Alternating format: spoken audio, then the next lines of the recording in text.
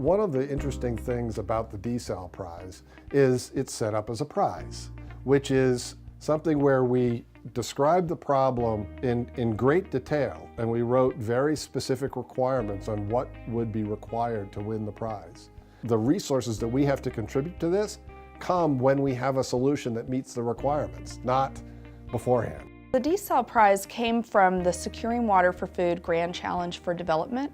When they were first designing that challenge, they wanted to focus on water reuse, water capture and storage, and also salinity.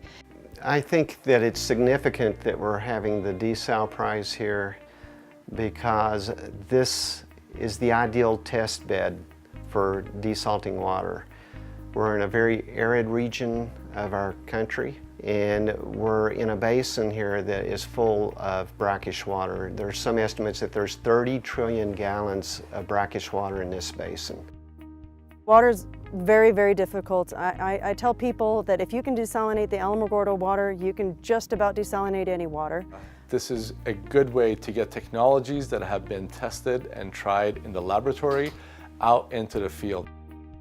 They're required to test on 2 separate 24-hour periods. The 2 separate 24-hour test periods will be separated by 1 down day where they'll be able to optimize their technologies. Can you give me something to cut this, Georgia? We applied for the Desal Prize because we had been working with our partner, Jane Irrigation, on village-scale systems for India. And it turned out that the requirements we were trying to meet in India were very similar to the requirements set out by the Desal Prize. Being here against private companies, other universities, this really is a neat experience. We know this water is challenging, and so we'd like to see how we stack up. We have the cutting-edge, small-scale desalination technologies here, running on nothing but renewable energy. No one's plugging their equipment into an outlet in the wall. Second most fundamental aspect of our tech is combining solar and wind. Why? When you combine them, you don't depend on having just one of them exclusively. You know, when you don't have sun, then you have wind. You don't have wind, you have sun. So that way you can have a running system continuously. It's invaluable experience, and we feel more prepared and more equipped more than ever.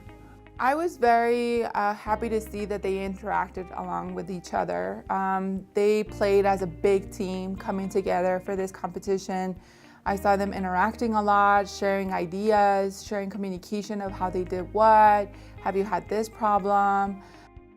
We learned a lot about coupling our system with solar. We've never had to do that before. And managing power over time and through the night was something new for us. So that's something we learned quite a lot about that we'll be able to use in the future. I'm really excited to see when we put these folks in the developing country context, what happens on the ground. Water is the next frontier, and as much as we've worried about energy and where we're going to get our energy in the future, in the coming years, water is going to be that next big worry. We have so much water on Earth. I mean, 70% of the Earth is covered in water, but right now it's not economically accessible.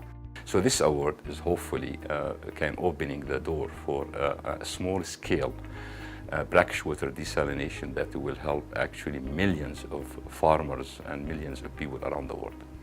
5 years ago, even 2 years ago, there wasn't the R&D and research opportunities to really pursue development technology, really disruptive development technologies. And they're creating an ecosystem where researchers like me can focus on development problems, come up with new technologies, and have support to do it. So that is hugely valuable, and I'm very excited about the Global Development Lab and that is doing those activities.